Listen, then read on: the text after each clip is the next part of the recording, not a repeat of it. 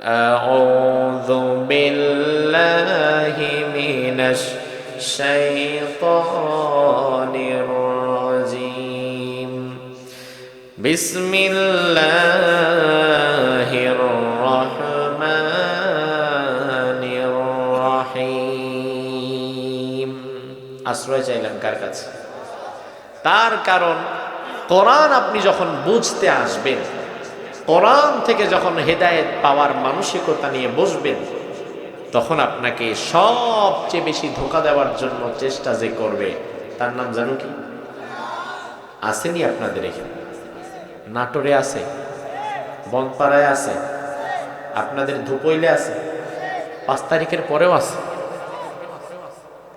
যদি থেকেই থাকে তাহলে শয়তান থেকে আল্লাহর দরবারে আশ্রয় চাওয়ার দরকার আছে না নাই? আমরা আশ্রয় চেয়ে নিলাম। কোরআনুল কারীমের সূরা আল আনকাবুত, এই সূরা থেকে আজ আমরা আলোচনা করার চেষ্টা করব ইনশাআল্লাহ। রব্বুল আলামিন বলেন, আলিফ লাম মিম আহাসিবান নাসু আন يتركوا أن يقولوا آمنا وهم لا يفتنون ولقد فتنا الذين من قبلهم فليعلمن الله الذين صدقوا وليعلمن الكاذبين أم حسب الذين يعملون السيئات أن يسبقونا ساء ما يحكمون من كان يرجو لقاء الله فإن أجل الله لآت وهو السميع العليم। সবাই মিলে একটু জোরে বলেন তো আল্লাহু আকবার। আল্লাহ রাব্বুল আলামিন কোরআনুল কারীমের সূরা আল আনকাবুত, এই সূরার 1 নম্বর আয়াতের মধ্যে আল্লাহ বললেন, আলিফ লাম মিম। দুনিয়ার কোন মুফাসসির আলিফ লাম মিমের কোন অর্থ বের করতে পারে নাই। সূরা বাকারার শুরুতেও আছে আলিফ লাম মিম যালিকাল কিতাবু লা রাইবা ফীহ। ইহা এমন একটা কিতাব মুত্তাকীদের জন্য যেখানে হিদায়াত রয়েছে। তবে আলিফ লাম মিমের অর্থ দুনিয়ার কেউ করে নাই। সূরা ইয়াসিনের শুরুতে ইয়াসিনের অর্থ কেউ করতে পারে নাই। সূরা নূনের শুরুতে নুন ওয়াল কালামি ওয়া মা ইয়াসতুনুনের নুনের ব্যাখ্যা কেউ করতে পারে নাই। সূরা মারইয়ামের শুরুতে কাফ হা আইন সাদের ব্যাখ্যা কেউ করতে পারে নাই। সূরা আনকাবুতের শুরুতে যে আলিফ লাম মিম আছে, দুনিয়ার কোন মুফাসসির তার কোন অর্থ জানে না, দুনিয়ার কোন মুফাসসির তার কোন ব্যাখ্যাও জানে না। মুফাসসিরগণ আলিফ লাম মিমের অর্থের নিচে লিখে দিয়েছেন আল্লাহু আ'লামু বিমুরাদিহি। আলিফ লাম দিয়ে আল্লাহ কি বোঝাতে চাইলেন এটা আল্লাহ নিজেই ভালো জানে, দুনিয়ার মানুষকে আল্লাহ সেটা জানান নাই। আমার ভাইরা, আল্লাহ যেহেতু জানায় নাই, তার মানে ধরে নিতে হবে আমাদের জানার প্রয়োজনও নাই। তার কারণ আল্লাহ আমাদেরকে ততটুকু জানিয়েছে যতটুকু জানার প্রয়োজন আমাদের আছে। আর যে বিষয়ে আল্লাহ আমাদেরকে জানাই নাই, বুঝে নিতে হবে সে বিষয়ে জানার কোনো দরকারও আমার নাই। মুফাসসিরগণ, কিছু সংখ্যক মুফাসসির বলেন আলিফ লাম মিম ইয়াসিন নুন কফ, এই বিচ্ছিন্ন অক্ষরগুলো হচ্ছে সিররুম বাইনাল্লাহি ওয়া বাইনা রাসূলিহি, আল্লাহ এবং তার রাসূলের মাঝে গোপন একটা বিষয়। যেই বিষয়টা দুনিয়ার মানুষকে আল্লাহ জানাতে চায় নাই, সেটা শুধু জানে আল্লাহ এবং তার রাসূল। যেহেতু আল্লাহ এবং আল্লাহর রাসূলের মাঝের গোপন একটা বিষয় আলিফ লাম মিম, এজন্য ওই গোপন বিষয়ে আমাদের ঢোকার দরকার নাই।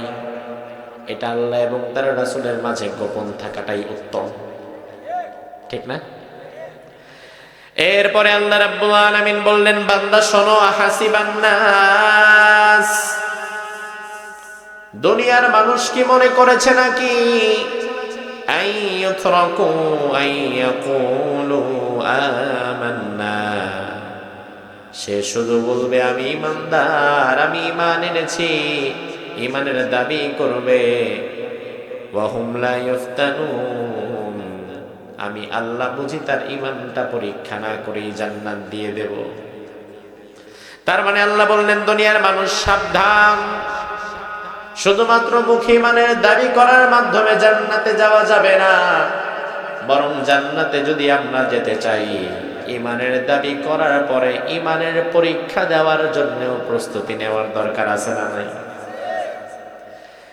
এরপরে আল্লাহ পরের আয়াতে বললেন, ওয়ালাকাদ ফাতান্নাল্লাযীনা মিন ক্বাবলিহিম, ও ঈমানদার, ঈমানের পরীক্ষা শুধু তোমার উপরেই নয়, বরং তোমাদের পূর্বে জমিনে যত মানুষ আমি আল্লাহ বানিয়েছিলাম, ঈমানের পরীক্ষা সকলকেই দেওয়া লেগেছে।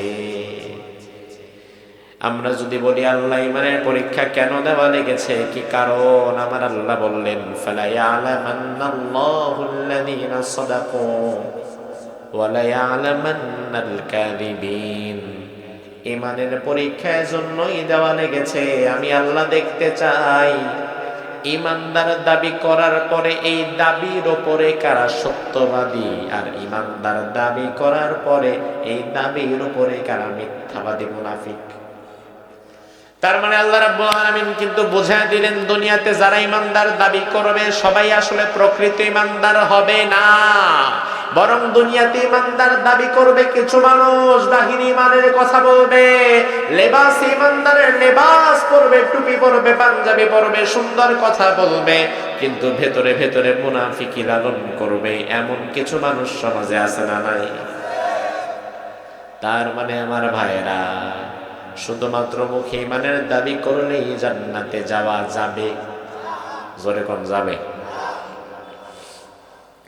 আল্লাহ রাব্বুল আলামিন বলেন, হাসিবান নাস, আমি আল্লাহ কি মানুষকে পরীক্ষা করব না, এটা মানুষ মনে করেছে নাকি? তার মানে অবশ্যই অবশ্যই আল্লাহ আমাদের ঈমান যাচাই বাছাই করবেন, ঈমান আল্লাহ পরীক্ষা করবেন। আজকের আমাদের এই আয়াতগুলোকে সামনে রেখে আলোচনার মূল বিষয় হচ্ছে ঈমানের অগ্নি পরীক্ষা। বুঝতে পেরেছেন? আলোচনার বিষয় কি? ঈমানের অগ্নি পরীক্ষা, শুধু পরীক্ষা নয়।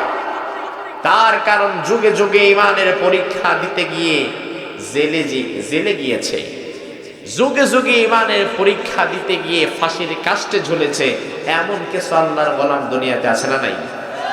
এটা কি শুধু পরীক্ষা? অগ্নি পরীক্ষা, এমন কঠিন পরীক্ষা যে পরীক্ষার কাছে পাহাড় টলে যায়, ঈমানদার টলে না। এমন পরীক্ষা, দুনিয়া বিক্রি হয়ে যেতে পারে, ঈমানদার বিক্রি হয় না, ঠিক কিনা? আমার ভাইরা, এই সূরার নাম হচ্ছে আনকাবুত। আনকাবুত শব্দের অর্থ হচ্ছে মাকড়সা। কি চিনেন তো?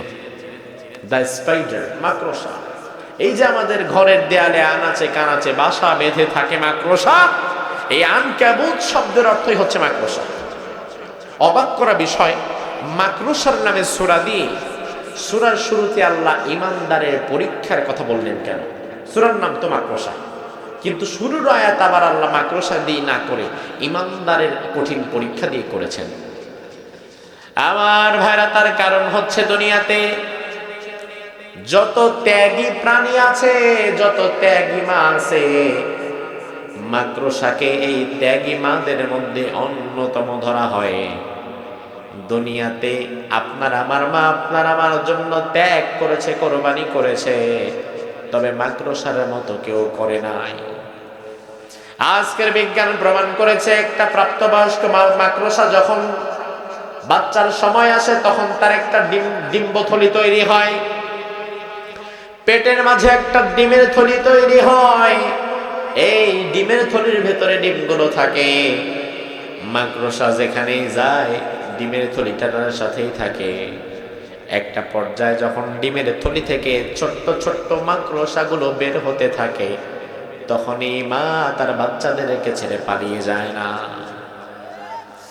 মা তার সন্তানদেরকে ছেড়ে পালিয়ে যায় না, ভেগে যায় না, বরং এই ছোট্ট ছোট্ট মাকড়সাগুলো যখন ডিম্বথলি থেকে বের হয়, ডানে যাবে না বামে যাবে, কোথায় যাবে ঠিক পায় না, ক্ষুধার যন্ত্রণায় কাতরাতে থাকে। তখন ওই মা মাকড়সা নিজের বুকটা বাচ্চাদের সামনে পেতে দাঁড়িয়ে থাকে।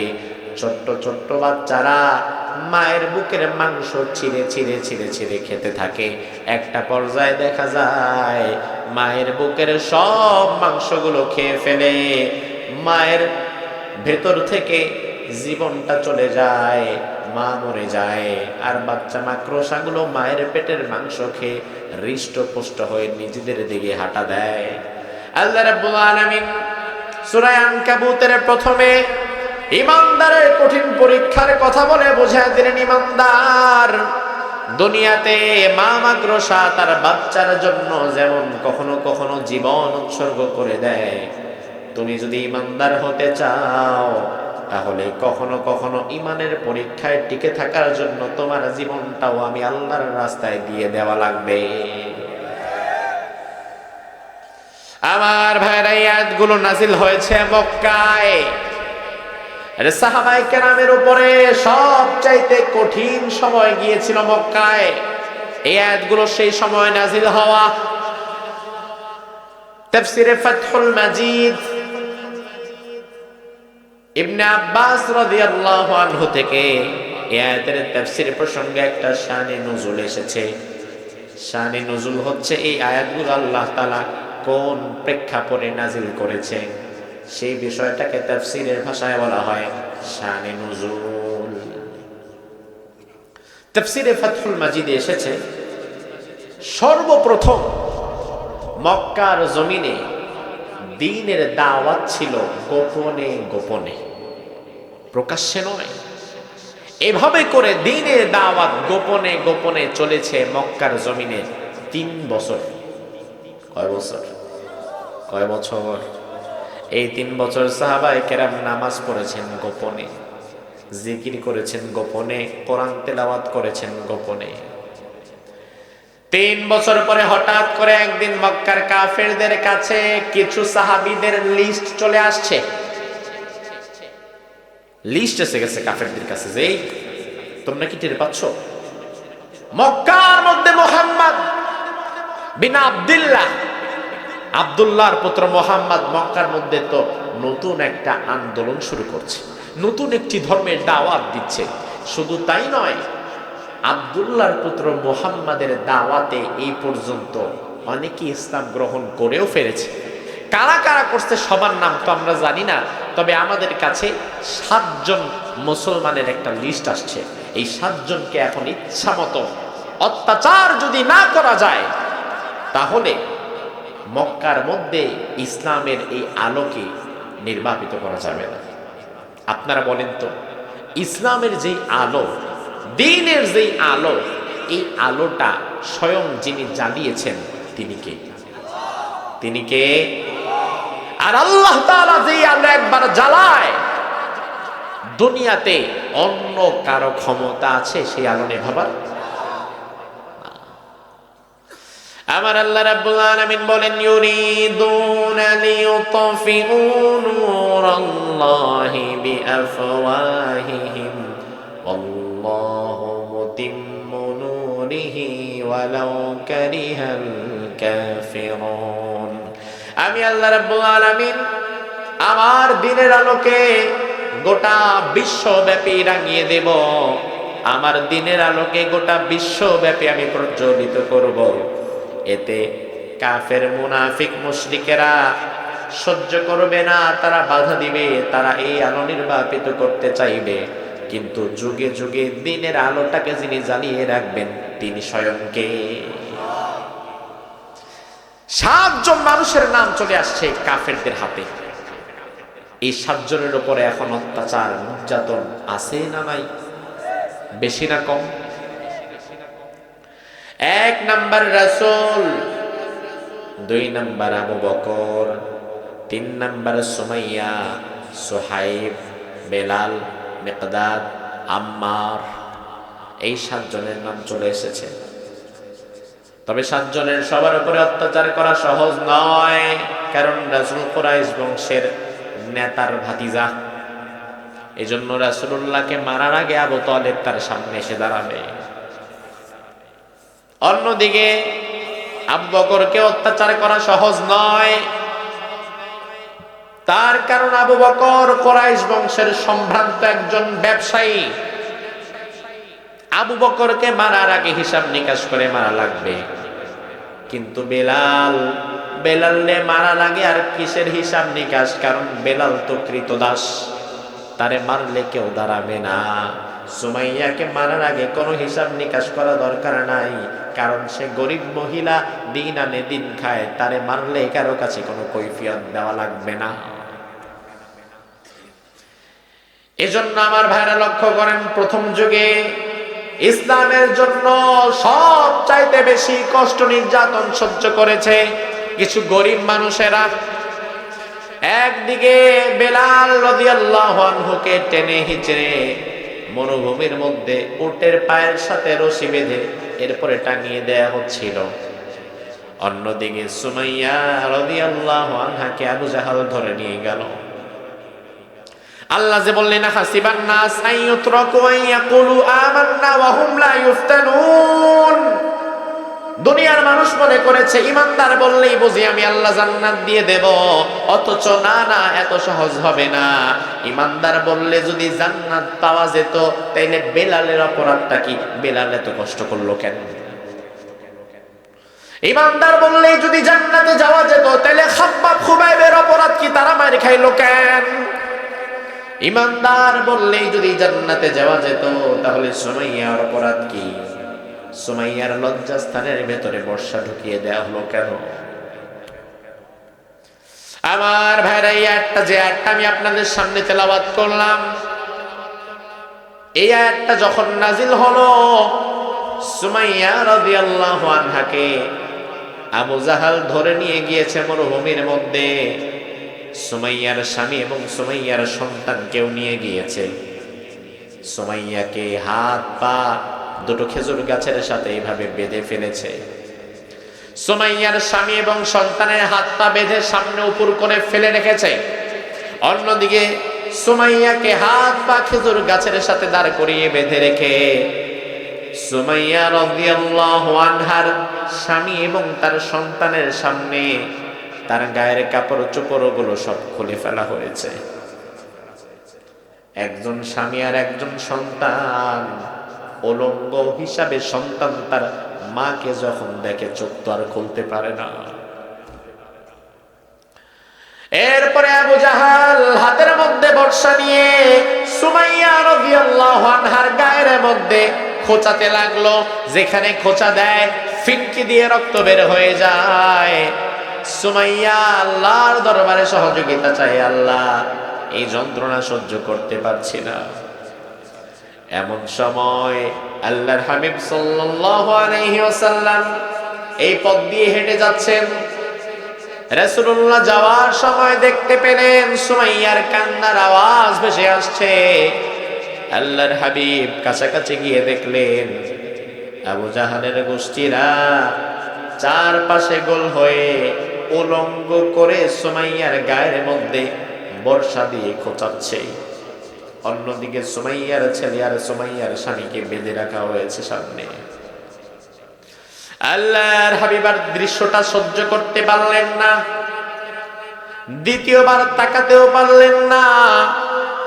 বিশ্বনবী চোখ বন্ধ করে ফেললেন আর চোখের পানি ছেড়ে দিলেন। সুমাইয়াকে ইঙ্গিত করে বললেন, সুমাইয়া ইসবিরি ইয়া আলা ইয়াসার فإن موعدكم الجنة। ও সুমাইয়া, তুমি ধৈর্য ধারণ করো সুমাইয়া, আমি নবী তোমারে বলে গেলাম আজকের পরে আল্লাহর জান্নাত তোমার জন্য ওয়াজিব হয়ে যাবে। এই কথা শেষ হওয়া মাত্রই আবু জাহাল হাতের বর্ষাটাকে সুমাইয়া রাদিয়াল্লাহু আনহার লজ্জাস্থানের ভেতরে ঢুকিয়ে দিল। একদিক দিয়ে বর্ষা ঢুকানো হলো, অপর শহীদ আল্লামা সাইদি রাহিমাহুল্লাহর এই মৃত্যুটা স্বাভাবিক মৃত্যু ছিল না, এটা ছিল একটা হত্যাকাণ্ড, এটা ছিল মেডিকেল কিলিং, ঠিক কিনা? এখনো পর্যন্ত তার কোনো সুষ্ঠু তদন্ত কিংবা সুষ্ঠু বিচার হয় না। বর্তমান অন্তর্বর্তীকালীন সরকার হিসাবে যারা দায়িত্ব পালন করছে তাদেরকে আমরা দাবি জানাবো। ডক্টর মিজানুর রহমান আজহারী ভাই সেদিন দাবি জানিয়েছে চট্টগ্রাম প্যারেড ময়দান থেকে, আজ আমিও বলে যাই অতি শীঘ্রই আপনারা শহীদ আল্লামা সাইদি রাহিমাহুল্লাহ হত্যাকাণ্ডের সুষ্ঠু তদন্ত করে অপরাধীদেরকে আসামির কাঠগড়ায় দাঁড় করা। মুসলমান শুনে নাও, আজ আমি আপনাদের বলে যাই, শেখ মুজিবুর রহমান হত্যাকাণ্ডের পর আওয়ামী লীগ যদি ৩৫ বছর পর ওর বাবার হত্যার বিচার করতে পারে, আল্লামা সাইদির হত্যার ৫০ বছর পরে হলেও বাংলার জমিনে ওই খুনিদের বিচার হবেই হবে ইনশাআল্লাহ।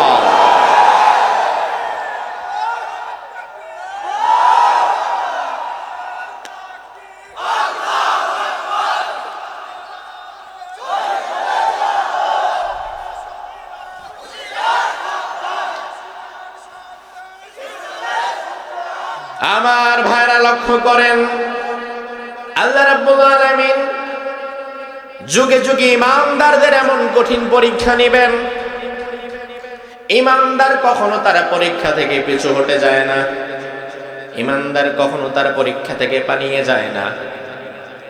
আমি গত 3 দিন আগে আল্লামা সাইদি রাহিমাহুল্লাহর বাড়িতে ছিলাম, বরিশাল পিরোজপুর জিয়ানগর সাইদখালী গ্রাম, মাহফিল ছিল সেখানে। সাইদি সাহেব যে বাসায় ছিলেন ওখানে ছিলাম, তিনার কবর জিয়ারত করলাম। মাসউদ সাইদি ভাই শহীদ আল্লামা সাইদি সাহেবের সুযোগ্য সাহেবজাদা, কথা প্রসঙ্গে তিনি একবার আমাকে বলেছিলেন, ভাই জেলের ভিতরে যখন আমরা দেখা করতে যেতাম মাঝে মাঝে, আমার আব্বা গরম সহ্য করতে পারতেন, তবে শীত বেশি সহ্য করতে পারতেন না। অল্প শীতে তিনি কাবু হয়ে যেতেন, কষ্ট পেতেন, ঠান্ডা লেগে যেত। প্রচন্ড শীত যেটা সহ্য করা যায় না, এমন প্রচন্ড শীতের রাত্রে আমরা দেখতাম কারাগারের ভেতরে যে রুমে সাইদি সাহেবকে রাখা হয়েছিল, ওই রুমে কেবলমাত্র জানালার গ্রিল ছিল, কোনো কাজ ছিল না। সারা রাত ঠান্ডা বাতাস হুড়মুড় করে ঢুকতো।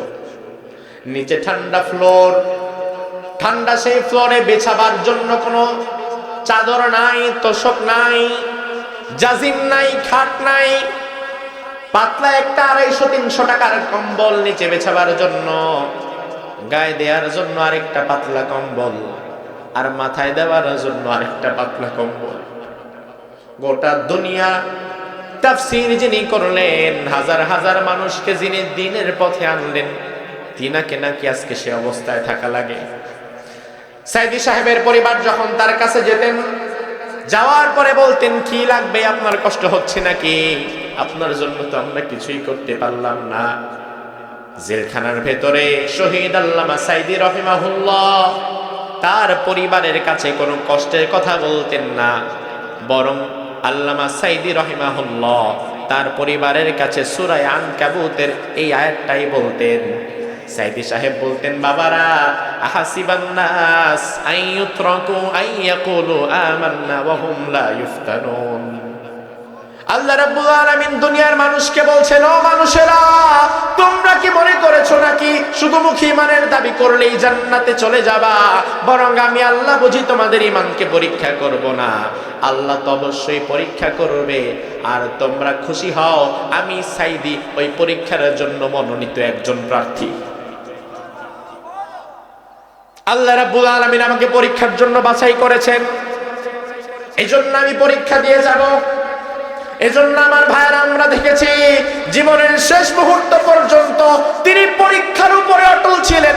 অবশেষে পাস মার্ক নিয়ে তিনি বিদায় হয়েছেন, কিন্তু কোন জালিম স্বৈরাচারের সামনে নিজের ঈমান বিক্রি করে দেয় নাই। অনেক বড় আলেম, অনেক বড় হুজুর, অনেক বড় দাড়ি, অনেক বড় টুপি, অনেক বড় জামা, কিন্তু জালিমের হালুয়া রুটি খায়, জালিমের কাছে ঈমান বিক্রি করে দেয়। এমনকি ইমামদের সম্মেলনে জালিম স্বৈরাচারকে জান্নাতি সার্টিফিকেট ধরায়া দেয়। এমন আলেমও আছে না নাই? এমন আলেমও আছে সরাসরি তারে বলছে, ম্যাডাম আপনি জান্নাতি মহিলা।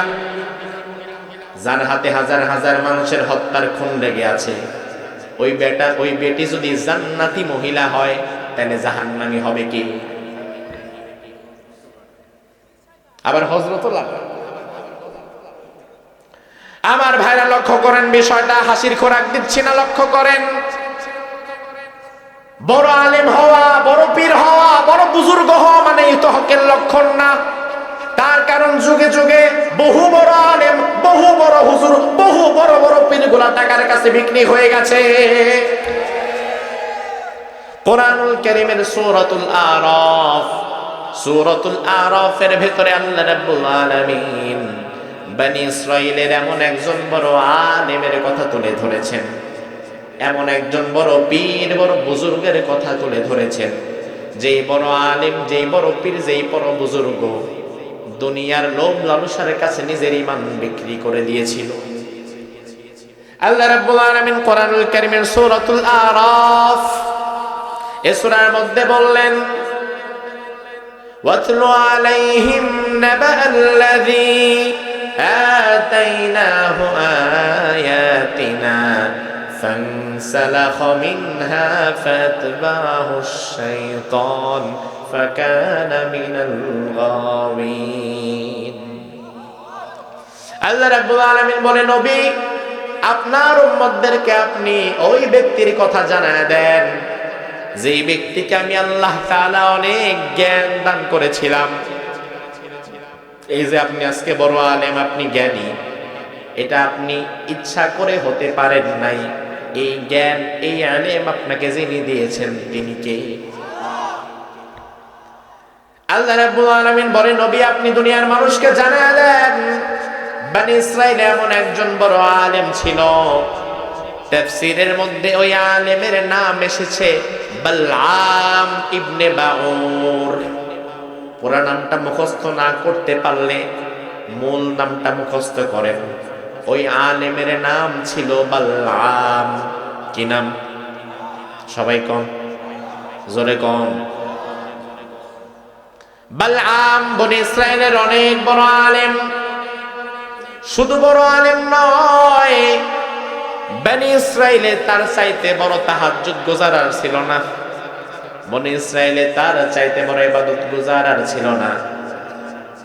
বনি ইসরাইলের নবী ছিল মূসা, আর ওই বনি ইসরাইলে একমাত্র মুস্তাজাবুদ দাওয়া ছিল এই বালআম। মুস্তাজাবুদ দাওয়া মানে হচ্ছে আল্লাহর ইবাদত করতে করতে কিছু মানুষ আল্লাহর এত বেশি প্রিয় হয়ে যায়, ওই মানুষগুলো তখন হাত তুলে আল্লাহর দরবারে যা দোয়া করে, হাত তুলতে দেরি, ওই দোয়া আল্লাহ কবুল করতে দেরি করে না। সুবহানাল্লাহ। বালআমকে আল্লাহ ওই পর্যায়ে নিয়ে গেছিল, বালআম যদি আল্লাহর দরবারে হাত তুলে কিছু চাইতো, আল্লাহ হাত ফেরত দিত না। বনি ইসরাইলের সাথে না, মানে মূসা নবীর সাথে জাব্বারিনদের একটা জিহাদ হবে। জাব্বারিন হচ্ছে তৎকালীন স্বৈরাচার, জালিম জনগোষ্ঠী।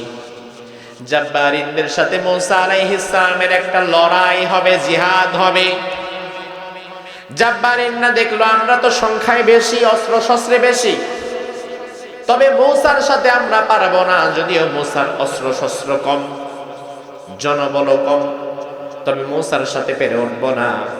তার কারণ আমরা তো বেঈমান, আমরা মুশরিক, কিন্তু মূসা তো ইমানদার, আর ইমানদারের শক্তি বেশি না কম? ইমানদারের সাথে থাকে কি? আরো জোরে। আর আল্লাহ যদি কারোর সাথে থাকে, ভয় আছে নি? আর আপনি ভয় পান কেন? বাংলাদেশ ছোট, জনগোষ্ঠী আমাদের কম, জনসংখ্যা কম, ভয় পান কেন? হ্যাঁ, ভারত আমাদের চাইতে অনেক বড়, তার জনসংখ্যাও বড়, অস্ত্র শস্ত্রও বড়, সব দিক দিয়ে হয়তো সে এগিয়ে, কিন্তু দুনিয়াতে ইমানদারের ইমানের কাছে কোনো যুদ্ধ, ইমানদারের ইমানের কাছে কোনো অস্ত্র টিকে না। টিকে? ইমানদারের ইমানের কাছে দুনিয়াতে সত্যি যদি কোনো অস্ত্র টিকে যেত, তাহলে মদিনার ইসলাম ১৫০০ বছর পরে বাংলাদেশে আসতো না। ইমানদারের ইমানের কাছে কোনো অস্ত্র টিকে না। ইমানদার যখন একত্রিত হয়ে আল্লাহর নামের তাকবীর দিয়ে সামনে এগিয়ে যায়, মুশরিকরা কি থাকে না ভাগে? জানেন আপনারা, গত মাসের একটা ঘটনা, গত মাসে জানুয়ারির ৭ কিংবা ৮ তারিখ আমার মাহফিল চাঁপাইনবাবগঞ্জ, শিবগঞ্জ, নাম শুনছেন না? চাঁপাইনবাবগঞ্জের শিবগঞ্জে একটা বর্ডার আছে, চৌকা সীমান্ত, চৌকা বর্ডার, চৌকা সীমান্ত, সেটার পাশে আমার মাহফিল। কিছু শ্রমিক কৃষক ভাইরা তারা আমার কাছে এসে বলল, হুজুর আপনি যেই জায়গায় এসেছেন ঠিক ২০ হাত পরে বর্ডার, আমাদের জায়গা জমি বর্ডার লাগোয়া, বর্ডারের সাথে আমাদের চাষাবাস, তবে এই মুহূর্তে আমরা একটু কষ্টেই আছি। আমি বললাম কি হচ্ছে? আমি জানতাম না ওই সীমান্তে তখন একটু সমস্যা হচ্ছিল। চাঁপাইনবাবগঞ্জের শিবগঞ্জের চৌকা সীমান্ত যেটা, ওই সীমান্তে দিনের বেলায় মাঝে মাঝে ভারতীয় সীমান্ত রক্ষী বিএসএফ তারা এসে সীমান্তের কাঁটা তার তুলে ফেলতো, সীমান্তের কাঁটা তার তুলে বাংলাদেশের ভূখণ্ডে প্রবেশ করে কৃষক শ্রমিকদের লাগানো ফসলগুলো নষ্ট করে আবার চলে যেত। জানেন না? পেপারেও আসছে, দেখছেন। আমি তখন এই বিষয়টা আমি জানতাম না, ওখানে যাওয়ার পরে শুনলাম। আমাকে বলল, হুজুর শুধু তাই নয়, একদিন তারা সীমান্তের কাঁটা তার খুলে বাংলাদেশের জায়গায় বেড়া দেওয়া শুরু করছে এবং সেখানে স্লোগান ধরছে, জয় শ্রীরাম। আমি বললাম আপনারা কি করছেন?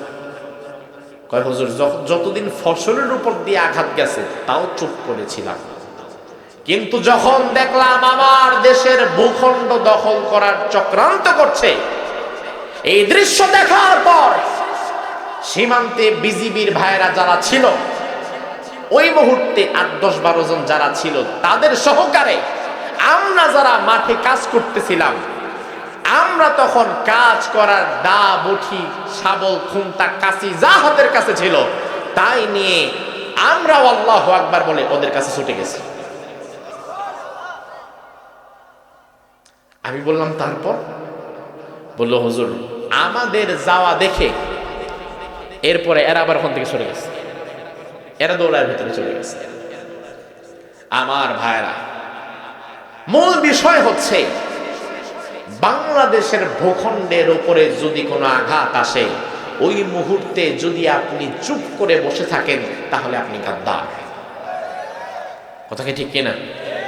কারণ বাংলাদেশ দিন শেষে বিএনপি, জামাত, জাতীয় পার্টি, হেফাজত, খেলাফত, জাসদ, বাসদ, হিন্দু, বৌদ্ধ, খ্রিস্টান, মুসলমান, দিন শেষে এই মাটির সন্তান যারা, এই মাটিকে হেফাজতের জন্য সকলেরই একটা দায়িত্ব আছে না নেই? কথা বলেন, আছে না নাই? আমার কৃষক ভাইরা বলল, হুজুর আমরা সংখ্যায় কম, ওরা অনেক বেশি। ওরা যখন হাতের মধ্যে গুলি নিয়ে এসে দাঁড়িয়ে আছে, এমন একটা অবস্থা, সামনে গেলে গুলি করবে, আমরা জীবনের পরোয়া করি নাই। আমরাও সাথে সাথে হাতের মধ্যে যে কাঁচি, দা, খুন্তা যা ছিল তাই নিয়ে দৌড়িয়েছি। আমরা যখন আল্লাহর নাম নিয়ে ওদের কাছ পর্যন্ত গিয়েছি, ওরা ভেগে চলে গেছে আমাদের দেখে। ও মুসলমান, এখান থেকে শিক্ষা নাও। বাংলাদেশের ভূখণ্ডে যদি কোনো আঘাত আসে, ওই আঘাত প্রতিহত করার জন্য চাঁপাইনবাবগঞ্জের সীমান্তের মুসলমানদের মতো বাংলাদেশের প্রতিটি সীমান্তের মুসলমানদেরকে সজাগ থাকতে হবে। এটা আমার বাংলাদেশ। 56,000 বর্গ মাইলের এই বাংলাদেশের উপরে কোনো আঘাত যদি আসে, তাহলে সেই আঘাতকে মোকাবেলা করার মতো ইমানি শক্তি আমাদের থাকা লাগবে কিনা? আমাদের থাকা লাগবে কিনা? আজ মুশরিকেরা যদি আমার এই ভূখণ্ডে, মুশরিকেরা যদি আমার বাংলাদেশে ফেরাউনের ভূমিকায় প্রবেশ করতে চায়, আমাদেরকে মূসার ভূমিকায় সেটাকে রুখে দিতে হবে। মুশরিকরা যদি আমার বাংলাদেশে আবু জেহেলের ভূমিকা নিয়ে আসে, আমাদেরকে খালিদ বিন ওয়ালিদের ভূমিকায় দাঁড়িয়ে যেতে হবে।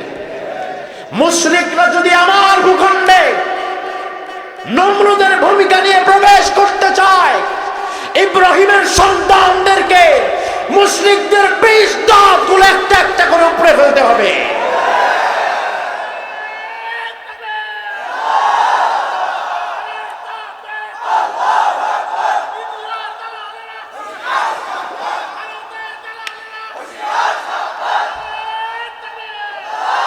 আগামীর বাংলাদেশ ইনশাআল্লাহ দালালদের কোনো ঠাঁই হবে না, ঠিক কিনা?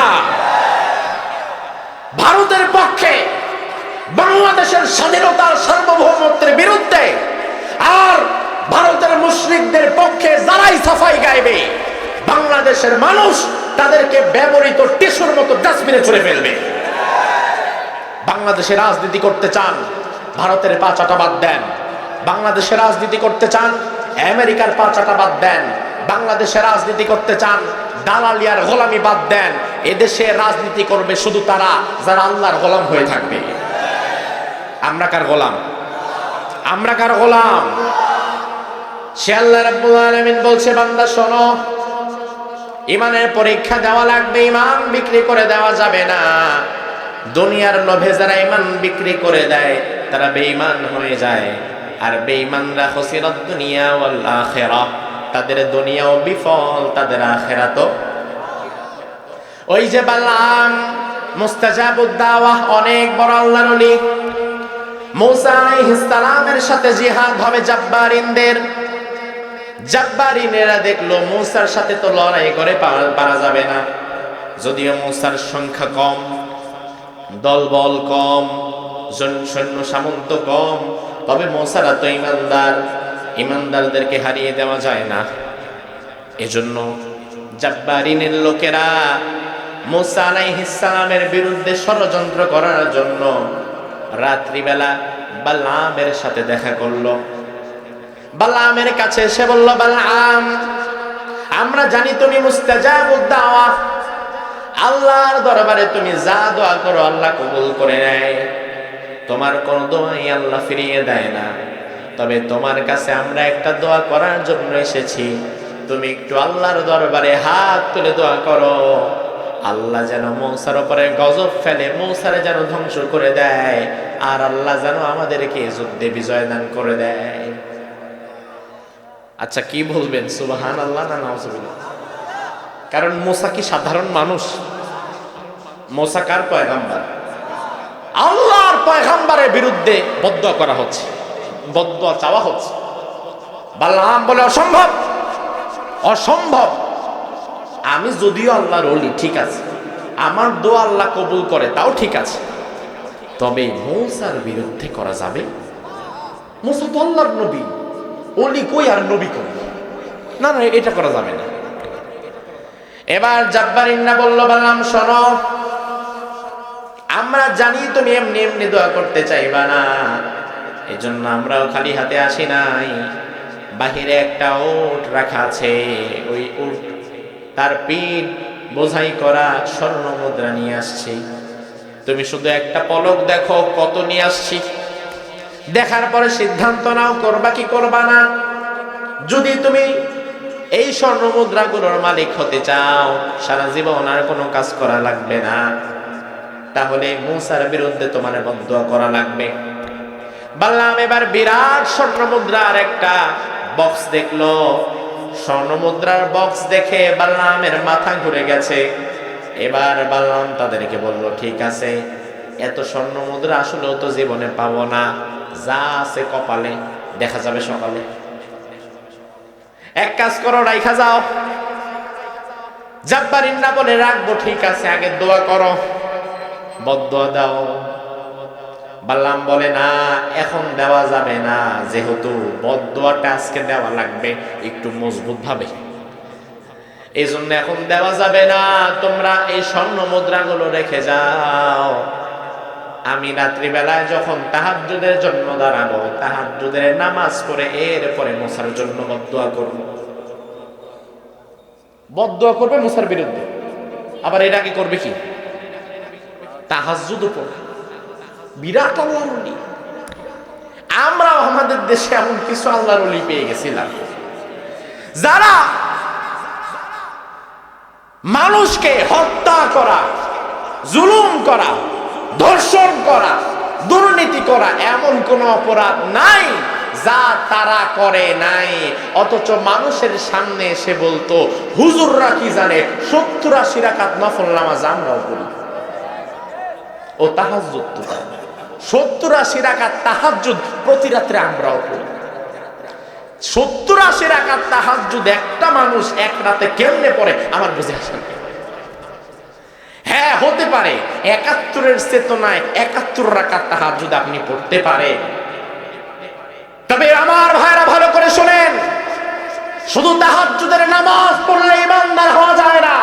ঈমানদার হওয়ার জন্য ঈমানের পরীক্ষা টিকে থাকা লাগে। তাহাজ্জুদের নামাজ তো আব্দুল্লাহ বিন উবাই কম পড়েনি, ঠিক কিনা?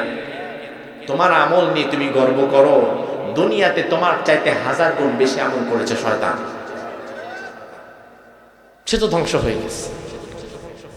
বালআম দুনিয়ার লোভ লালসার কাছে বিক্রি হয়ে গেছে। এবার রাত্রি বেলায় তাহাজ্জুদের নামাজ পড়লো।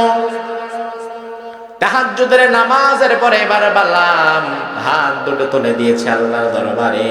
আল্লাহরে বলে, আল্লাহ, লানাতুল্লাহি আলা মূসা, আয় আল্লাহ তাআলা, মূসার উপরে তুমি লানত দাও, মূসাকে তুমি ধ্বংস করে দাও। ওয়ানসুরিল জাব্বারিন, আর জাব্বারিনদেরকে তুমি জিতায়া দাও। আরো জোরে। আমার ভাইরা লক্ষ্য করেন, দোয়া করা, বদদুয়া দেওয়া, অথরিটি তো আমাদের আছেই, কিন্তু কবুল করার মালিক কি আমরা না আল্লাহ? আমার ভাইরা এই জন্য দোয়া করতে সাবধান। লক্ষ্য করে দেখেন, বালআম যখন এই দোয়া করলো, সাথে সাথে রাব্বুল আলামিন এই দোয়াটারে উল্টায়া বালআমের মাথার উপরে ছেড়ে দিল। শুধু তাই নয়, আমার আল্লাহ রাব্বুল আলামিন বালআমের জিহ্বাটাকে ফেরেশতার মাধ্যমে টান দিয়া বের করে নাভি পর্যন্ত লম্বা করে দিল। একটা প্রাণী আছে আমাদের রাস্তাঘাটে দেখা যায়, সারাক্ষণ জিহ্বাটা বের করে হাঁপায়। হ্যাঁ, কুত্তা। ডাইরেক্ট কয়, মানে মুখে কোনো লাগামও নাই, একেবারে ডাইরেক্ট কুত্তা। আমার ভাইরা, এই যে কুকুর, কুত্তা, সারাক্ষণ দেখবেন দোকানের পাশে শুয়ে আছে, বসে আছে, কোনো কাজ করে না, দৌড়ায়ও না, তারপরেও হাঁপায়, জিহ্বা বের করে লাফায়। আমার আল্লাহ রাব্বুল আলামিন আয়াতের মধ্যে কুকুরের কথাই বললেন। আমার আল্লাহ বললেন, ফামাসালুহু কামাসালিল কালব। আরবিতে কুকুরের আরবি হচ্ছে কালব, কেলাব, কেলব। আল্লাহ রাব্বুল আলামিন বললেন, আমি আল্লাহ তাআলা বালআমের জিহ্বাটাকে কুকুরের মতো টান দিয়ে বের করে দিলাম। কুকুর যেমন সারাক্ষণ হাঁপায়, বালআম জীবনে যতটা সময় বেঁচে থাকবে কুকুরের মতো নাভি পর্যন্ত জিহ্বাটা বের করে শুধু হাঁপাতেই থাকবে। এর মাধ্যমে আল্লাহ রাব্বুল আলামিন বুঝাই দিলেন, দুনিয়ার মানুষ সাবধান, দুনিয়ার আলেম ওলামা পীর বুজুর্গ সাবধান।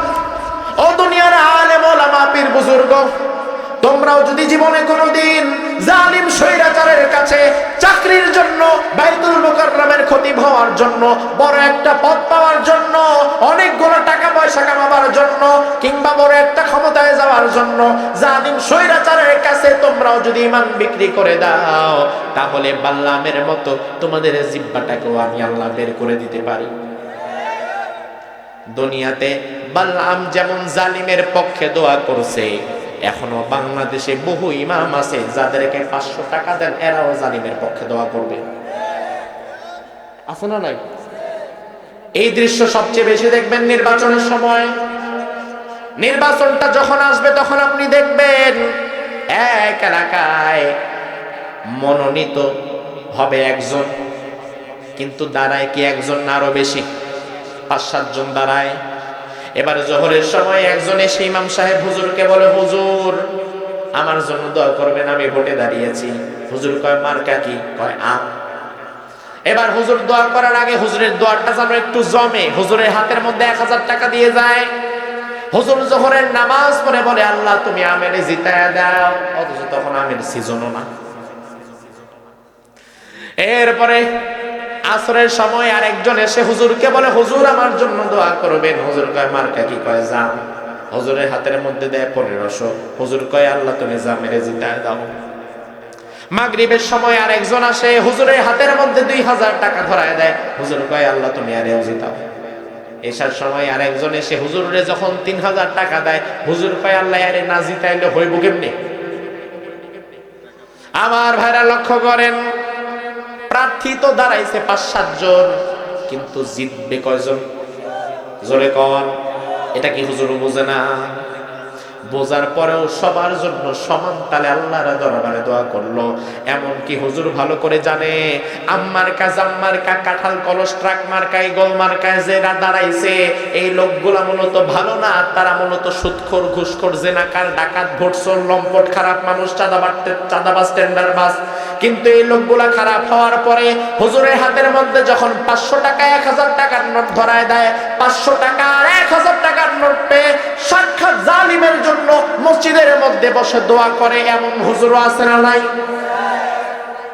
ও হুজুর সাবধান হয়ে যাও, আল্লাহর ওয়াস্তে তোমার দোয়া যেন কোনো জালিমের পক্ষে না যায়, অন্যথায় বাল্লামের মতো তোমার জিহ্বাটাকেও আল্লাহ অকেজো বানায় দিতে পারে। দুনিয়াতে না বানালেও পরকালে কিন্তু বানাবেই বানাবে। আমার ভাইরা সাবধান, ইমানের কঠিন পরীক্ষা থেকে পিছু হটা যাবে না।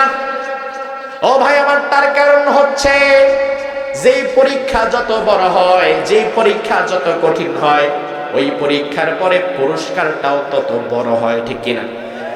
ওই যে ছোট্টবেলায় ক্লাস 1-এর পোলাপান যে দৌড় দেয়, দৌড় প্রতিযোগিতা করে, ক্লাস 1-এর একটা বাচ্চা যখন দৌড় প্রতিযোগিতা করে ফার্স্ট হয়, তখন তারে 10 লাখ টাকা দেওয়া হয়। আপনাদের এলাকায় দেয়? ক্লাস 1-এর বাচ্চা যদি দৌড় দিয়া স্কুলের মধ্যে ফার্স্ট প্রাইজ নেয়, তাহলে তার ফার্স্ট প্রাইজ হয় একটা গ্লাস, একটা পানির গ্লাস, প্লেট, মগ। আমার ভাইরা, কিন্তু কেউ যদি জাতীয় পর্যায়ে দৌড় দিয়ে ফার্স্ট হয়, কেউ যদি আন্তর্জাতিক পর্যায়ে দৌড় দিয়ে ফার্স্ট হয়, একই কাজ সে করেছে, দৌড়ই তো দিছে। কিন্তু কেউ যদি জাতীয় পর্যায়ে, আন্তর্জাতিক পর্যায়ে দৌড় প্রতিযোগিতায় ফার্স্ট হয়, তখন তার জন্য পানির প্লেট, গ্লাস, জগমগ না, বরং তাকে রাষ্ট্রীয়ভাবে সম্মাননা আর টাকা দেওয়া হয়। তার মানে যেই পরীক্ষা যত কঠিন, ওই পরীক্ষার পরে পুরস্কারটা তত বড়। ইমানের পরীক্ষা কঠিন হওয়ার কারণ, ইমানের পরীক্ষার পরে আমাদের জন্য পুরস্কার কি ছোট না বড়? ওই পুরস্কারের নাম কি দেখি? এই তো মাশাআল্লাহ, ওই পুরস্কারের নাম কি?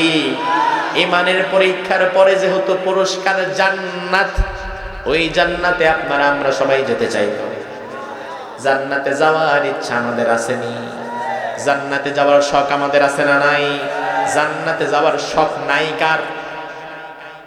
সবাই মনোযোগ, ভুলেও যেন হাত না তোলে। আমার ভাইরা, এবার দেখি তো একটু 1 সেকেন্ডের জন্য জান্নাতে যাওয়ার শখ আছে কার? হাত নামান, হাত নামান। আলহামদুলিল্লাহ, আল্লাহ তাআলা আমাদের হাতগুলোকে জান্নাতের জন্য কবুল করুক। ভাইরা, জান্নাতে যাওয়ার জন্য এমনি এমনি যাওয়া যাবে না। জান্নাতে যাওয়ার আগে উত্তরবঙ্গে যদি আপনি বাই রোডে আসতে চান, উত্তরবঙ্গে আসার মধ্যে ঢাকা থেকে উত্তরবঙ্গের মধ্যখানে একটা সেতু আছে না নাই?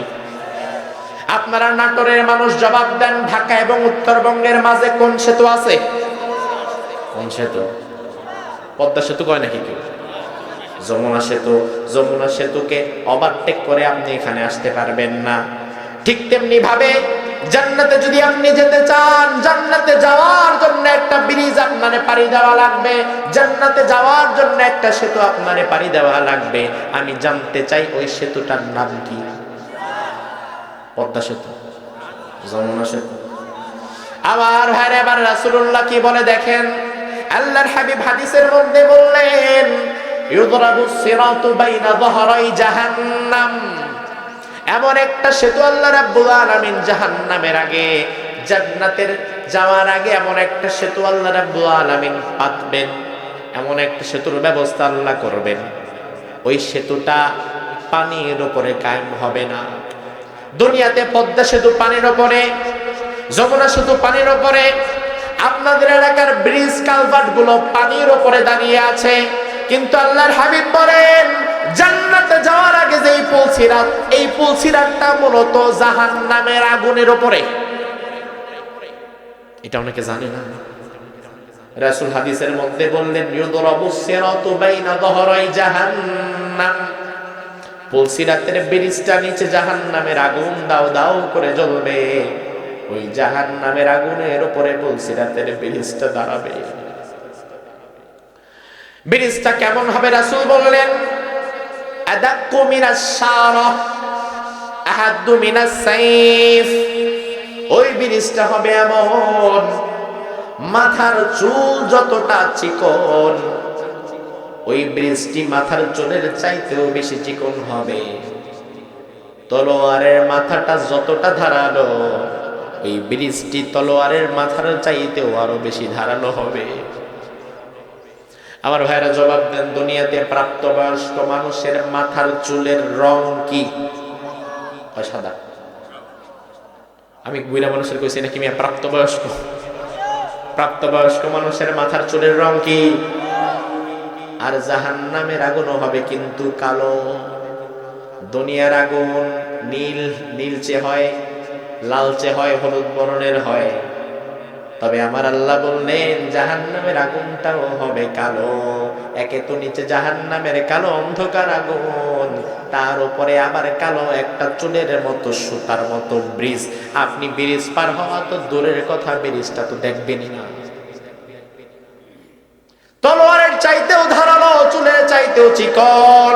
আমার আল্লাহ কোরআনের মধ্যে বললেন, ওয়া ইম মিনকুম ইল্লা ওয়ারিদুহা কানা আলা রাব্বিকা হাতমান মাকদিয়া থুম্মা নুনাজ্জিল্লাযীনা ইত্তাকাও ওয়া নাযালিমিনা ফিহা জিসিয়া। রব্বুল আলামিন বলেন, জান্নাতে যাওয়ার আগে যে পুল সিরাত, আমার যে পুল সিরাত আমি আল্লাহ দ্বারা বিছাবো, যে পুল সিরাত জাহান্নামের আগুনের উপর দিয়ে বিছানো হবে, ওই পুল সিরাত পাড়ি দেওয়া ছাড়া কেউ জান্নাতে ঢুকতে পারবে না। জান্নাতে ঢোকার জন্য কোনো চোরা গলি নাই, কোনো বাইপাস পথ নাই, পথ একটা, সেটা পুল সিরাত পাড়ি দিয়ে যাওয়া লাগবে, পুল সিরাত পাড়ি দিয়ে ঢোকা লাগবে। আমার আল্লাহ বললেন, ঈমান যাদের আছে, তাকওয়া যাদের আছে, তারা পার হয়ে যাবে। আর যারা জালিম, ওয়া নাযারুল যালিমিনা ফিহা জিসিয়া, জালিমেরা পার হতে পারবে না। জালিমদেরকে ওই জাহান্নামের মধ্যে আমি আল্লাহ ফেলে দেব। এজন্য দুনিয়ার জালিমরা সাবধান, আয়না ঘর বানাও সাবধান, আলেমদেরকে ফাঁসিতে ঝোলাও সাবধান, আয়না ঘর বানায় মানুষদেরকে সেই ঘরের মধ্যে রাখো সাবধান। দুনিয়াতে ক্ষমতা পেয়ে আয়না ঘর বানাও, মানুষদেরকে ফাঁসিতে ঝোলাও, মানুষদেরকে হত্যা করো, মানুষদেরকে মারো, টর্চার করো, সাবধান হয়ে যাও।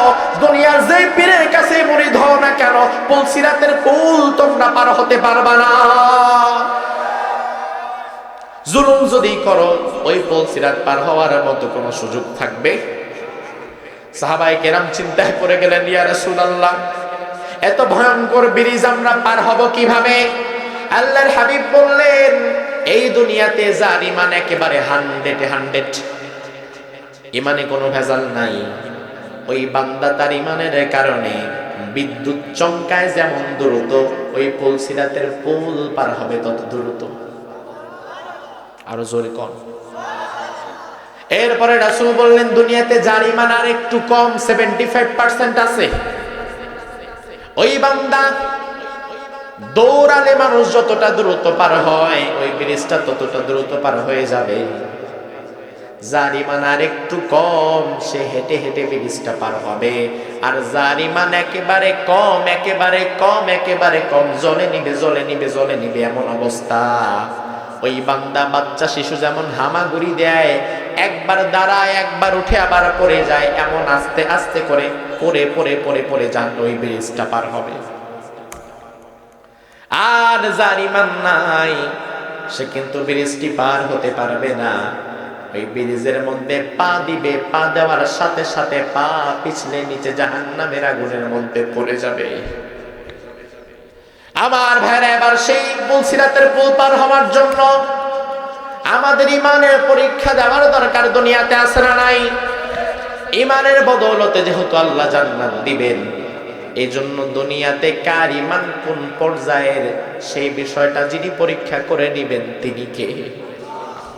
আপনাদেরকে আমি ১৫০০ বছর আগের সুমাইয়ার কথা শোনালাম। ১৫০০ বছর আগে ইসলামের জন্য সুমাইয়া যেমন জীবন দিয়েছিল, আজকের দুনিয়াতে সুমাইয়ার মতো ইসলামের জন্য জীবন দিয়ে দিতে পারে এমন কিছু নারীও আছে না? আমেরিকার কুখ্যাত একটি কারাগার, সেই কারাগারের একটা ভয়ঙ্কর ইতিহাস আমি আপনাদের শুনিয়ে যাই। আমেরিকার কুখ্যাত একটা ভয়ঙ্কর কারাগার, ওই কারাগারে আমাদের একজন বোন, আমাদের বোন মানে আমার সাথে তার কোনো রক্ত সম্পর্ক নাই, আপনার সাথে তার কোনো রক্ত সম্পর্ক নাই, কিন্তু তিনি ইমানদার, আমিও ইমানদার। এটা হচ্ছে ইমানের সম্পর্কের বোন। দুনিয়াতে রক্ত সম্পর্ক যতটা গভীর, কিয়ামতের ময়দানে ইমানের সম্পর্ক হবে তার চেয়ে বেশি গভীর। কথা কি ঠিক কিনা?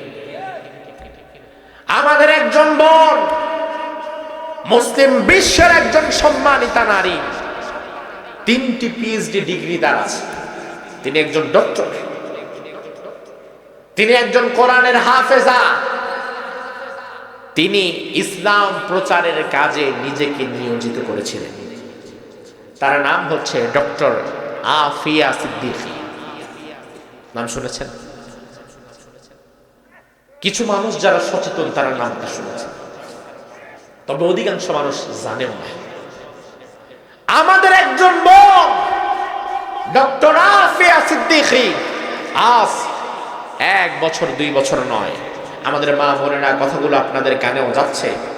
বর্তমান যুগে ইমানের জন্য কত ত্যাগ করতে পারে একজন নারী আপনারা দেখেন। 17 বছর যাবৎ একজন কোরআনের হাফেজা ডক্টর আফিয়া সিদ্দিকী আমেরিকার কুখ্যাত কারাগারে বন্দী আছে। 17টা বছর নিজের স্বামী আর সন্তানদের সাথে যোগাযোগ বিচ্ছিন্ন, তাদের পরিবারের সাথে তাকে সাক্ষাৎ করতে দেওয়া হয় না। গত বছর 16 বছর পর প্রথমবারের মতো ডক্টর আফিয়া সিদ্দিকীর সাথে তার বোন একবার যোগাযোগ করার সুযোগ পেয়েছিল। তার আগ পর্যন্ত আফিয়া সিদ্দিকীর বিভৎসতার ইতিহাস দুনিয়াবাসী জানতে পারে নাই। গত বছর ডক্টর আফিয়া সিদ্দিকীর বোন যখন তার সাথে সাক্ষাৎ করেছে, ডক্টর আফিয়া সিদ্দিকীর বোন ফিরে এসে দুনিয়াবাসীকে বলল, দুনিয়ার মুসলমানেরা শোনো, আমার বোন ডক্টর আফিয়া সিদ্দিকী একজন কোরআনের হাফেজা, বুকে তার 30 পারা কোরআন, তার মতো একজন পবিত্র নারীকে আমেরিকার কুখ্যাত কারাগারে আমেরিকার হায়না সৈন্যরা দিনের পর দিন লাগাতার ধর্ষণ করেছে। ডক্টর আফিয়া সিদ্দিকীর কাঁচা দাঁতগুলো প্লাস দিয়ে একটা একটা করে টেনে তুলে ফেলা হয়েছে, তার শরীরের একটা কিডনি বের করে ফেলা হয়েছে। পৃথিবীর ভয়াবহ নৃশংসতাকে জাহার বানায়। তিনি একজন কোরআনের হাফেজা, কোরআনের সম্মান তার কাছে অনেক। আমেরিকার সৈন্যরা কোরআনে কারীমের পৃষ্ঠাগুলো টান দিয়ে টাস টাস করে ছিঁড়ে ডক্টর আফিয়া সিদ্দিকীর পায়ের কাছে ফেলেছে। এরপরে তাকে বলেছে তুমি হেঁটে যাবে, যদি কোরআনের ছেঁড়া পৃষ্ঠার উপর দিয়ে তুমি হেঁটে যেতে পারো তোমার মুক্তি দিয়ে দেব। ডক্টর আফিয়া সিদ্দিকী বলেছে আমার জীবন চলে যাবে, কোরআনে কারীমের গায়ে পৃষ্ঠার উপরে আমি একটা আঁচড় দিতে পারবো না। সুবহানাল্লাহ বলতে পারলেন না?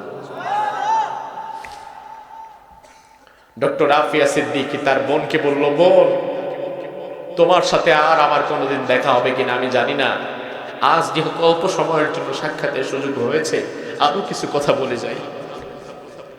ও বোন শোনো, এমন কোন পাশবিক অত্যাচার আর নির্যাতন নাই যা ওরা আমার উপরে করে নাই। একটাই শর্ত দিয়েছিল, ঈমান ছাড়ো, শিরিক করো, কোরআনের সাথে বেয়াদবি করো, মুক্তি দিয়ে দিব। আমি রাজি হই নাই। আমাকে সারা দিন পেটানো হতো, হিংস্র কুকুর দিয়ে কামড় খাইয়ে আমাকে সারা শরীর বিষাক্ত করে রাখা হতো, আমাকে বিষ ব্যথার ইনজেকশন দেওয়া হতো, আমার কিডনিটা বের করে ফেলা হয়েছে একটা, আমার দাঁতগুলো প্লাস দিয়ে উঠিয়ে ফেলা হয়েছে, আমাকে কোনো চিকিৎসা দিত না। এত কষ্ট করে এক রাত্রিবেলায় আমি যখন আমেরিকার এই কুখ্যাত কারাগারে ঘুমালাম, স্বপ্নের মধ্যে আমি রাসূলুল্লাহকে স্বপ্নে দেখলাম। ডক্টর আফিয়া সিদ্দিকী বলে, বোন আমি যখন রাসূলুল্লাহকে দেখলাম, আমি রাসূলুল্লাহকে বললাম, ইয়া রাসূলুল্লাহ আমার এই কঠিন পরীক্ষা শেষ হবে কবে? ঈমানের এই কঠিন পরীক্ষা দিতে দিতে আমি তো শেষ হয়ে গেলাম, মরতে মরতে বেঁচে আছি, ইয়া রাসূলুল্লাহ আমার পরীক্ষা কি শেষ হবে না?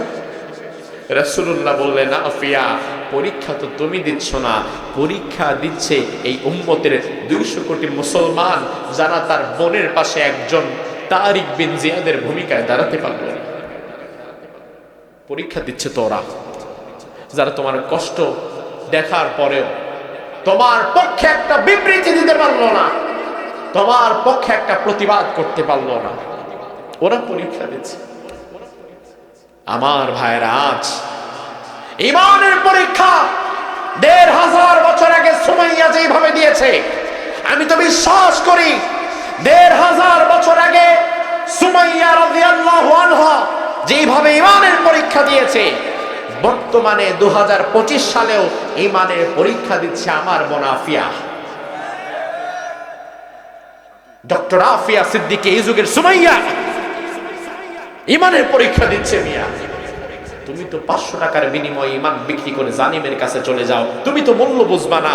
ডক্টর আফিয়া সিদ্দিকী সব পরিত্যাগ করতে পারে, ঈমান পরিত্যাগ করতে পারে না। আল্লাহু আকবার। অথচ আজ গোটা দুনিয়ার 200 কোটি মুসলমান, 57টা প্রতিষ্ঠিত ইসলামিক স্টেট মুসলমানদের রাষ্ট্র, অথচ 57টা মুসলিম রাষ্ট্রের একজন মুসলিম প্রধানও আফিয়া সিদ্দিকীর মুক্তির ব্যাপারে কাজ করতে পারল না। এটা আমাদের জন্য ঘৃণা, এটা আমাদের জন্য আফসোস, এটা আমাদের জন্য অভিশাপ। অথচ আমরা তো সেই মুসলমানের জাতি যে মুসলমান এক সময় একজন নারীর ইজ্জত হেফাজতের জন্য আরব থেকে স্পেনে এসে গোটা স্পেন দখল করে নিয়েছিল। ইতিহাস আজ তোমাদের জানা নাই, ইতিহাস আজ আমাদেরকে ভুলিয়ে দেওয়া হয়েছে। এই জাতির যুব সমাজ আজ তারিক বিন জিয়াদের ইতিহাস জানে না, মোহাম্মদ বিন কাসিমের ইতিহাস জানে না, এই যুবকেরা আজ খালিদ বিন ওয়ালিদের ইতিহাস জানে না। এই যুবকেরা জানে শুধুমাত্র কারো একজন পিতার ইতিহাস, কারণ 15-16 বছর ধরে তার বাপের ইতিহাসই খাওয়ানো হয়েছে, আর কারো ইতিহাস শেখানো হয়। অথচ আমাদেরকে তারিক বিন জিয়াদের ইতিহাস জানতে হবে। মুসলিম উম্মাহ শুনে নাও, স্পেন রাজা ছিল রডারিক, খ্রিস্টান রাজা। সেই স্পেনে এক মুসলিম নারীর উপরে অত্যাচার হলো। মুসলিম নারী স্পেনে বসে আছে, অত্যাচারের বিচার কার কাছে চাইবে, কুল কিনারা পাচ্ছে না। এমন সময় একদল আরব ব্যবসায়ী স্পেনে ব্যবসা করতে এসেছে। ওই দিন ছিল তাদের ফেরার সময়।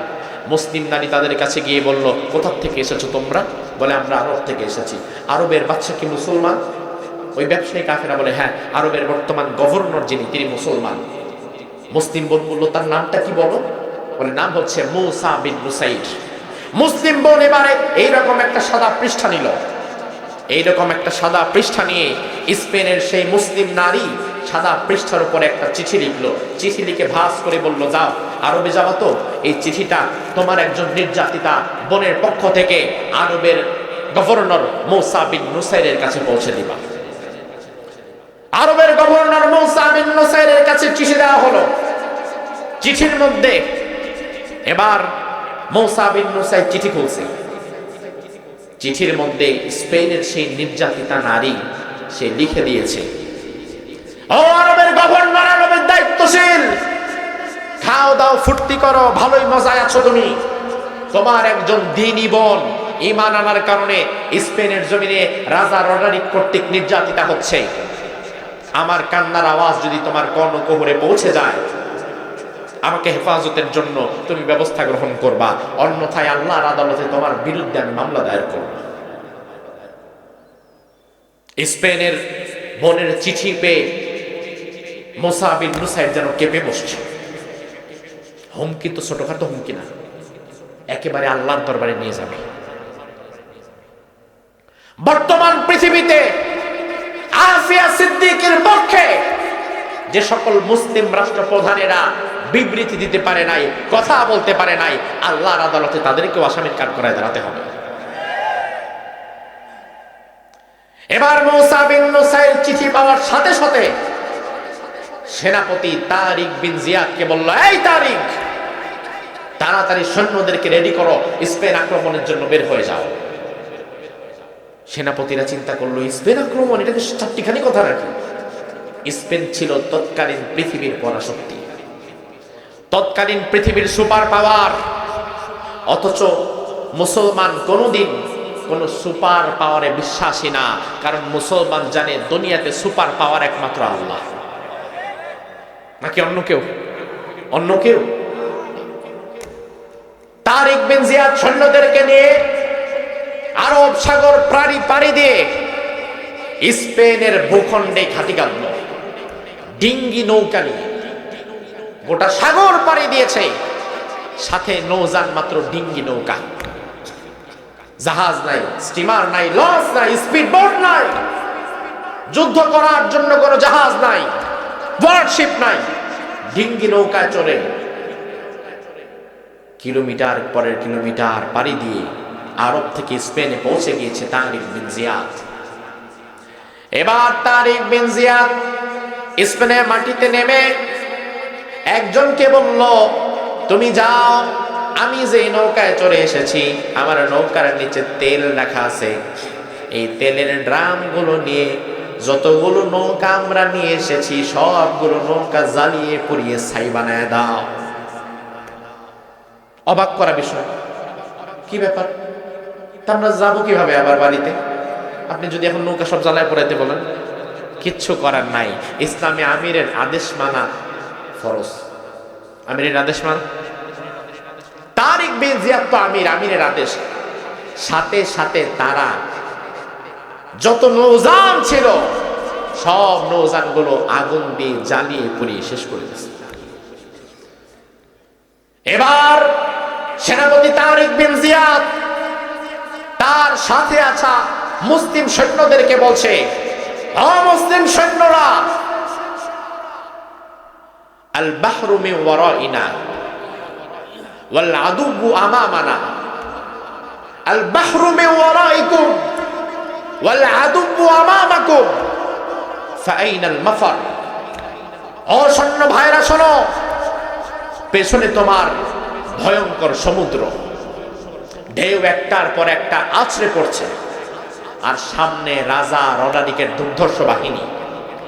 পেছনে গেলেও মরণ, সামনে গেলেও মরণ, তবে পেছনে গেলে পুরুষের মতো মরতে হবে, আর সামনে গেলে হয়তো বীর মুজাহিদের মতো লড়াই করার একটা সুযোগ থাকবে। কোনটা করবা ভাবো? তারা বলল, সেনাপতি, পেছনে তো আমরা ফিরে যাব না, আত্মহত্যা তো আমরা করব না, আমরা আপনার হাতে হাত রেখে ওয়াদা করলাম, জীবন যতটা সময় পর্যন্ত আছে আল্লাহর জমিনে আল্লাহর পতাকা উড্ডীন করার জন্য আমরা রাজা রডারিকের বাহিনীর সাথে লড়াই করে যাব। আমাদের একজন মুসলিম বোনকে আঘাত করা হয়েছে, তার প্রতিশোধ নেওয়ার জন্য আমরা সর্বাত্মক প্রাণপণ লড়াই করব। আমরা আপনার হাতে হাত রেখে ওয়াদা করলাম, স্পেনে যখন তারিক বিন জিয়াদের হাতে হাত রেখে মুসলমানরা অগ্রসর হওয়া শুরু করলো, রাজা রডারিক যখন জানতে পারলো মুসলমানেরা সংঘবদ্ধ শক্তি নিয়ে আমার রাজ্যে আক্রমণের জন্য ঢুকে পড়েছে, তখন যুদ্ধ করবে কি ও নিজে পালায়া ভেগে গেছে। এরপরে স্পেন কি হলো? 100 বছর 200 বছর। এরপরে স্পেন আর 100 বছর মুসলমানদের হাতে ছিল। মুসলমান এটা ইতিহাস, এটা রূপকথার গল্প না, এটা বাংলার কিচ্ছা কাহিনী না। এক সময় মুসলমান একজন নারীর সম্মান হেফাজতের জন্য আরব সাগর পাড়ি দিয়ে গোটা স্পেনকে দখল করে নিয়েছিল। আজ বিপুল জনগোষ্ঠীর সেই মুসলমান দুনিয়াতে ঠিকই আছে, তবে একজন তারিক বিন জিয়াদ আর নাই, একজন মুহাম্মদ বিন কাসিম দুনিয়াতে আর নাই। তবে আমাদেরকে মুহাম্মদ বিন কাসিমের মতো নতুন করে আবার কাউকে দাঁড়াতে হবে, ঠিক কিনা? তারিক বিন জিয়াদ ফেরেশতা না, জিন না, রোবট না। তারিক বিন জিয়াদ তোমার আমার মতোই যুবক, তোমার আমার মতোই মানুষ। তারিক বিন জিয়াদ যদি একজন বোনের সম্মান হেফাজতের জন্য গোটা স্পেনকে দখল করে নিয়ে যেতে পারে, পৃথিবীর পরাশক্তিকে যদি পায়ের নিচে চেপে ধরে ছিঁড়ে ফেলতে পারে, তাহলে বর্তমান যুবকদের মাঝে সেই তারিক বিন জিয়াদের সেই ঈমানি চেতনাকে উজ্জীবিত করে দেওয়ার দরকার আছে না নাই? আমি আজ আমাদের যুবক ভাইদেরকে বলবো, নিজেকে চেনো, নিজের ঈমানের মূল্য দাও। কোন জালিমের পাঁচাটা গোলাম হয়েও না, তুমি আল্লাহর গোলাম হয়ে যাও, গোটা দুনিয়া তোমার পায়ের কাছে পড়ে থাকবে।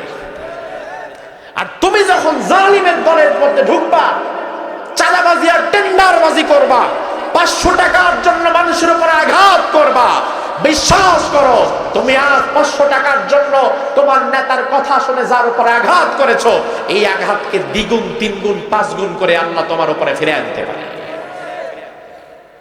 এজন্য তোমাকে আজ তারিক বিন জিয়াদের ভূমিকায় দাঁড়াতে হবে, খালিদ বিন ওয়ালিদের ভূমিকায় দাঁড়াতে হবে, মুহাম্মদ বিন কাসিমের ভূমিকায় দাঁড়াতে হবে। যদি আমাদের সামনে ঈমানের পরীক্ষা দেওয়ার এমন আবার কোনো সুযোগ চলে আসে, ওইখানে ঈমানের পরীক্ষা দিতে গিয়ে যদি আমাদেরকে অত্যাচারিত হতে হয়, আবারও যদি মামলা ঘাড়ে নিতে হয়, আবারও যদি জেলে যেতে হয়, আবারও যদি ইসলামী আন্দোলনের নেতাদের মতো ফাঁসির রশি গলায় দিতে হয়, আমরা দিতে রাজি আছি না? আমরা দিতে রাজি আছি না নাই? ও বাংলাদেশের মুসলমান শোনো, আমার বিশ্বাস যে জমিনে ইসলামী আন্দোলনের কর্মীদের রক্ত ঝরে, ওই জমিন আল্লাহ তাআলা পরবর্তীতে তাদেরকে দিয়ে দেয়। কারণ রক্ত যাদের ঝরে, জমিন তাদের হয়ে যায়। এই জমিনে ইসলামের জন্য, আল্লাহর জমিনে আল্লাহর দিন প্রতিষ্ঠার জন্য রক্ত দিয়েছে, জীবন দিয়েছে এমন মানুষ একজন দুইজন না, হাজার হাজার, ঠিক কিনা? এই জমিনে আল্লাহর দিন কায়েমের জন্য, ইনসাফ কায়েমের জন্য, বৈষম্য দূর করার জন্য হাজার হাজার মানুষ রক্ত দিয়েছে। আজ বৈষম্যের বিরুদ্ধে আওয়াজ এসেছে, আজ আওয়াজ এসেছে ইনসাফ কায়েম করা লাগবে, বৈষম্য দূর করা লাগবে। তবে বৈষম্য ততদিন দূর হবে না, অশান্তি ততদিন দূর হবে না, যতদিন না সমাজে তোমরা আল্লাহর বিধান প্রতিষ্ঠা করতে না পারবে। আল্লাহর সমাজে আল্লাহর বিধান কায়েম করে ইনসাফের সুবাতাস ছড়িয়ে দেওয়ার জন্য, বৈষম্যকে ভেঙে চুরমাচুর করে দেওয়ার জন্য, আল্লাহর জমিন আল্লাহর দিন কায়েমের জন্য কারা কারা আগামীতে কাজ করতে পারবা? 2 হাত তুলে আমার আল্লাহরে দেখাও।